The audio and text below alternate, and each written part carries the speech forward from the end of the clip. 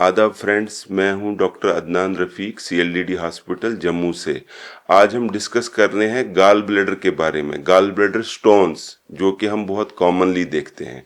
देखिए, पेट के इस साइड, राइट साइड पर जो है ना, छोटा सा एक पाउच होता है जिसको हम बोलते हैं गाल ब्लैडर, और इसके अंदर कभी कभी बनते हैं छोटे छोटे पत्थर। ये जो गाल स्टोन्स होते हैं, ये एक मूंग दाल के दाने से भी छोटे कभी कभी हो सकते हैं, या कभी कभी ये क्रिकेट बॉल के बराबर भी हो सकते हैं। अब ये गाल स्टोन जो है, ये कब बनते हैं? ये गाल स्टोन जो है, ये तब बनते हैं जब बाइल जो होता है, एक पित्त जिसको हम बोलते हैं, उसमें कोलेस्ट्रॉल, बाइल सॉल्ट्स और वेस्ट का बैलेंस जो है ना, अगर ये बिगड़ जाता है, कॉमन टर्म में मैं आपको बता रहा हूँ, तो ये गाल स्टोन बना देता है। इसको हम बोलते हैं सुपर सैचुरेशन ऑफ बाइल। ठीक है। अब ये किन लोगों में? ये ज़्यादातर जो है, इसको हम बोलते हैं औरतों में, ओबीज लोगों में, या जिनमें रैपिड वेट लॉस हो जाए, उन पेशेंट्स में पाया जाता है गाल स्टोन, जिनको हम बोलते हैं। इसको हम बोलते हैं फैटी फर्टाइल फीमेल ऑफ 40। तो ये भी एक टर्म इसके लिए हम यूज़ करते हैं। अब ये गाल स्टोन्स जो हैं, इनका क्या क्या कर सकते हैं? सबसे पहली बात, जो गाल स्टोन्स होते हैं, ये ज़्यादातर लोगों में कोई भी सिम्टम्स नहीं करते हैं। ज़्यादातर ये हम इंसिडेंटली हम देख लेते हैं कि ये जो गाल स्टोन्स हैं, हमें अल्ट्रासाउंड ऐसे ही करवा लिया या हेल्थ रीजंस की वजह से, तो हमको वहाँ पे इंसिडेंटली गाल स्टोन दिख जाते हैं। अब ये गाल स्टोन जो हैं, जो एसिम्प्टोमेटिक गाल स्टोन है, इसमें कोई इशू नहीं है।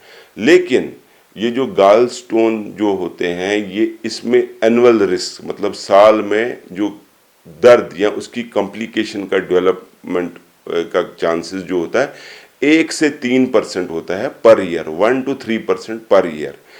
और अगर मरीज को हम देखें कि 10 साल तक अगर इन मरीजों को देखा जाए, तो 75 से 80% मरीज जो होंगे वो एसिम्प्टोमेटिक रहेंगे, मतलब उनको कोई दर्द वर्द नहीं होगी। बाकी जो मरीज होंगे उनको सिम्टम्स डेवलप हो सकते हैं। ज़्यादातर जो सिम्टम इनिशियली वो माइल्ड हो सकते हैं, लेकिन ये जो माइल्ड सिम्टम्स हैं, ये कभी कभी डेंजरस भी हो सकते हैं, ये सीरियस इवेंट्स में भी ट्रांसफॉर्म हो सकते हैं। अब ये जो माइल्ड सिम्टम्स, उसको कभी कभी स्टार्ट होता है बिलियरी कोलिक, उसको बोलते हैं। ये पेन होती है यहाँ पे दाहिनी साइड पे, इधर से पेन या तो इधर कंधे में जाएगी या पीछे बैक में जाएगी, राइट साइड से। अब ये हो गया सिंपल बिलियरी कोलिक, या कभी कभी फैटी डिस्पेप्सिया भी बोलते हैं। वो भी हो सकता है इन पेशेंट्स को, गाल ब्लैडर के स्टोन वालों को। लेकिन कभी कभी जो सीरियस इवेंट्स, उसमें गाल ब्लैडर की सूजन हो जाना, उसको हम बोलते हैं एक्यूट कोलिसिस्टाइटिस।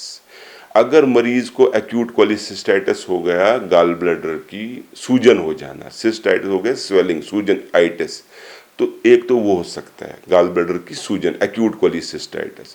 या कभी कभी जो है, ये स्टोन जो है पित्ते में था और ये स्लिप हो गया नली में, और ये जॉइंटिस कॉज कर दिया, तो उसको हम बोलते हैं कोलेंजाइटिस भी हो सकता है, या कोलिडोकोलिथिसिस। कोलेंजाइटिस हो गया जॉइंटिस, बुखार के साथ मरीज को दर्द होना, और कोलिडोकोलिथिसिस हो गया स्टोन स्लिप हो जाना नली में। ये हो गया दूसरा सिम्टम। तीसरा हो गया, जो कि इनका एक सीवियर हो सकता है कभी कभी, उसको हम बोलते हैं पेनक्रियाटाइटिस। पेनक्रियाटाइटिस हो गया, पेनक्रियास यहाँ पे एक ग्लैंड होता है जो कि डाइजेशन में हेल्प करता है। जो पेनक्रियास की नली होती है, वो पित्ते की नली के साथ ओपन होकर के छोटी आंत में निकल आती है, सेकंड पार्ट ऑफ ड्यूडेनम बोलते हैं। अगर कभी ये पत्थर जो है नीचे स्लिप हो जाए, तो उसमें मरीज को एक्यूट पेनक्रियाटाइटिस, जिसको हम बोलते हैं एक्यूट बिलियरी पेनक्रियाटाइटिस, हो सकता है। वो कभी कभी बहुत ज़्यादा रिस्की भी हो सकता है। तो ये हो गया जी एक्यूट पेनक्रियाटाइटिस। उसके बाद हम चलते हैं मरीज को और क्या हो सकता है, और इसमें हो सकता है मरीज को गाल ब्लैडर में कैंसर होना। जो गाल ब्लैडर में कैंसर, जो सबसे इसकी डेडली कॉम्प्लिकेशन होती है गाल ब्लैडर की, और वो ज़्यादातर इंडिया में अगर हम देखेंगे, सेंट्रल इंडिया में बहुत कॉमन है, और हमारे यहाँ पर भी बहुत कॉमनली पाया जाता है। तो इसलिए ये सारी जो कॉम्प्लिकेशंस है, इसका ध्यान रखना है। अगर जो भी पेशेंट हो जिनको ये सिम्टम्स डेवलप हो जाएं, इनका आपने बहुत ज़्यादा ध्यान रखना है कि इनके लिए हमें कुछ ना कुछ इलाज ज़रूरी है। और एक चीज़ मैं बताऊं कि जो आधे पेशेंट्स होते हैं, इनमें हाफ ऑफ द पेशेंट जो गाल स्टोन के होते हैं, उनमें कभी कभी जो होंगे सीवियर सिम्टम्स जो होंगे कि वो जो हैं नहीं होंगे और वो रिजॉल्व करेंगे ओवर टाइम। अब ये प्रेजेंटेशन मैंने आपको बता दी कि यहाँ पे मरीज़ को दाहिनी साइड पर दर्द हुआ, शोल्डर में गया, और ये दर्द कब होएगा? ये दर्द तब होगा जब मरीज़ एक फैटी या ऑयली या हैवी मील ले लेंगे, उससे जो है गाल ब्लैडर कंट्रैक्ट करेगा। और कभी कभी मरीज़ को छोटे से सिम्टम हो सकते हैं, जैसे उल्टी हो गई, गैस फीलिंग होगी, लेकिन फ्रैंकली इनको कभी कभी सीवियर पेन या जो मैंने कॉम्प्लिकेशंस बताई, तो ये भी आपको ध्यान रखना है। अब आपको कब डॉक्टर को दिखाना है? एक तो अगर सिम्टोमेटिक गॉल स्टोन हो, मरीज को दर्द हो, और साथ में अगर कभी बुखार या पीलापन हो या उल्टियाँ बार बार आएँ, तो आपको तुरंत हॉस्पिटल जाओ। ये गाल स्टोन की ब्लॉकेज या इन्फेक्शन हो सकती है, तो इस केस में आपको वेट नहीं करना है, आप इमीडिएटली डॉक्टर को दिखाएंगे। अब इसकी ट्रीटमेंट क्या है? देखो, ट्रीटमेंट जो सबसे आसान है, ट्रीटमेंट ये है कि इसमें हम के जो है गाल ब्लैडर है उसको निकालना होता है। तो कॉमनली हम क्या करते हैं, उसको हम बोलते हैं लेप्रोस्कोपिक कोलिसिस्टेक्टमी। लेप्रोस्कोपिक कोलिसिस्टेक्टमी हो गया गाल ब्लैडर, जो हम एक छोटा सा ऑपरेशन होता है उससे निकालते हैं। ये लेप्रोस्कोपिक जो कोलिसिस्टेक्टमी है, मैं आपको बताऊं, इसमें बहुत ध्यान रखना होता है। देखिए, नंबर 1, अगर मरीज को सिम्टोमेटिक गाल स्टोन डिजीज है, बेटर है उसी वक्त उसका गाल ब्लैडर निकाल दिया जाए। अगर मरीज को एक्यूट कोलिसिस्टाइटिस होता है, तो उसमें 2 किस्म की गाल ब्लैडर निकालते हैं। अगर थोड़ी सी सूजन है तो उसको हम उसी वक्त, उसको बोलते हैं हॉट कोलिसिस्टेक्टमी, उसी वक्त कर लेते हैं, मतलब कुछ दिनों में कर लिया जाए।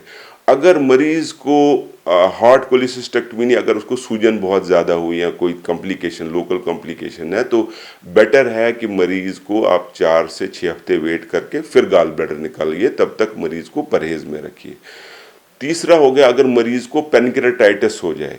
अगर मरीज़ को माइल्ड पेनक्रेटाइटिस है, तो ये डिक्टम है कि मरीज़ को सेम हॉस्पिटलाइजेशन में गाल ब्लैडर निकल जाना चाहिए। बहुत ज़रूरी है, जब मरीज़ को पेनक्रेटाइटिस हो, माइल्ड पेनक्रेटाइटिस हो, तो उसी जो है एडमिशन में मरीज़ का गाल ब्लैडर निकाल देना चाहिए। एक कॉमन इशू हमें आता है, मरीज़ आते हैं हमारे पास, वो बोलते हैं जी मुझे गाल ब्लैडर में रेत है, लेकिन जी मैंने दवा खा ली, लेकिन उस गाल ब्लैडर की रेत की वजह से मुझे पेनक्रेटाइटिस हुआ। दवा खा ली मैंने तो रेत खत्म हो गई। आपको ये ध्यान रखना है, ये गाल ब्लैडर डिस्फंक्शन है। अगर मरीज को गाल ब्लैडर में डिस्फंक्शन है, रेत है, और वो सिम्टोमेटिक है, इवन अगर उसकी रेत खत्म भी हो जाती है, क्या बोलते हैं, दवाई के साथ, उसको मॉनिटर करना, उसको निकालना पड़ेगा ये गाल ब्लैडर, अनलेस कि वो कोई दवाई, कोई हार्मोनल ट्रीटमेंट ले रहे हो, या कभी वो खाली पेट भूखे ज़्यादा टाइम रहे हो, उस वजह से कभी कभी स्लज बन सकता है। अगर उसको सिम्टोमेटिक है तो उसको निकाल देना चाहिए गाल ब्लैडर ही, उसको गाल ब्लैडर नहीं रखना चाहिए। तो ये आपको ध्यान रखना। कभी कभी जो है लोग बोलते हैं कि नहीं जी दवा से पत्थर जो घुलने की कोशिश, बोलते हैं कि नहीं देसी दवाई ये खा लिया वो खा लिया।